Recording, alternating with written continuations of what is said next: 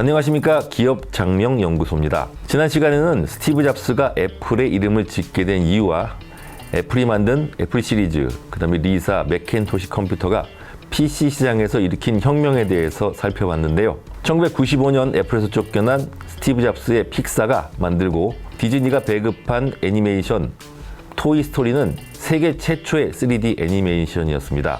오늘 시간에는 애니메이션은 물론 우리 일상생활까지 바꿔버린 스티브 잡스의 활동에 대해 살펴보도록 하겠습니다. 지금은 토이스토리 같은 3D 애니메이션이 대세죠. 하지만 그 전까지는 미야자키 하야오 감독의 작품처럼 사람들이 손으로 한 장 한 장 그려서 애니메이션을 제작했습니다. 토이스토리 이전의 3D 애니메이션은 일부 일손을 덜기 위한 보조 역할로만 사용이 됐었습니다.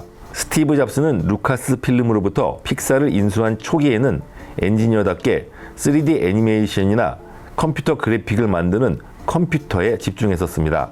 하지만 12만 달러가 넘는 장비는 판매 루트가 굉장히 제한적이었고 사람들은 오히려 그 장비를 팔기 위해 제작한 애니메이션과 CG에 매료됐습니다.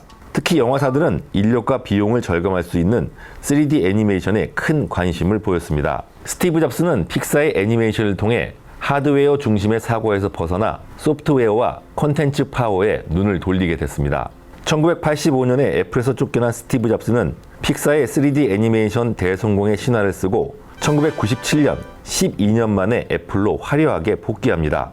하지만 12년 동안 애플은 그야말로 썩은 사과가 되어버렸습니다. 스티브 잡스는 1998년 새로운 PC를 선보입니다. 바로 아이맥인데요.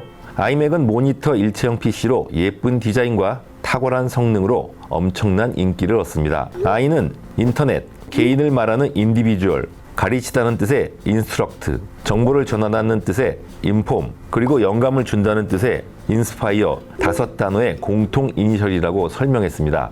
스티브 잡스는 기술을 먼저 개발하고 그 제품을 어떻게 팔지 고민했다고 인터뷰를 통해 밝혔는데요. 픽사 경영 이후 스티브 잡스는 사람들의 니즈가 뭔지 먼저 파악을 하고 제품을 만드는 방식으로 크게 변화했습니다. 애플 복귀 후 처음 내놓은 아이맥은 무선 네트워크, USB 등 지금은 보편화된 기능을 도입하는 계기가 됐습니다. 특히 픽사를 보유했던 특징 때문에 그래픽의 강한 모습을 보인 아이맥은 CG를 제작하는 사람들에게는 우상과 같은 제품이 됐습니다.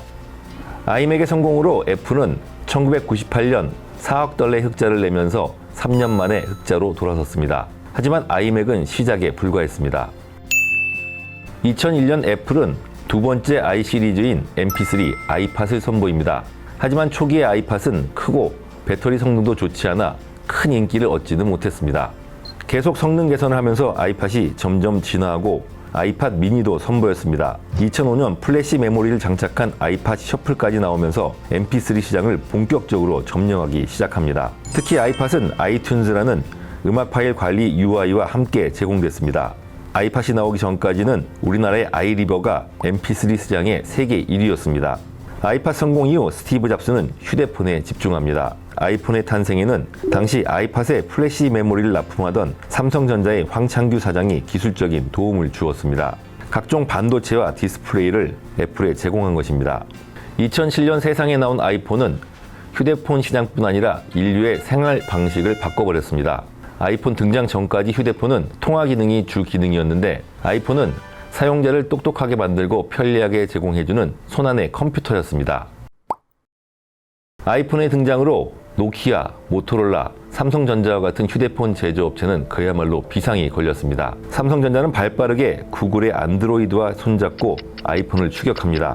아이폰과 같은 스마트폰이 급속도로 퍼질 것이라고 예상하지 못하고 기존의 성공에 취해 있던 노키아와 모토로라는 경쟁에서 뒤처졌습니다.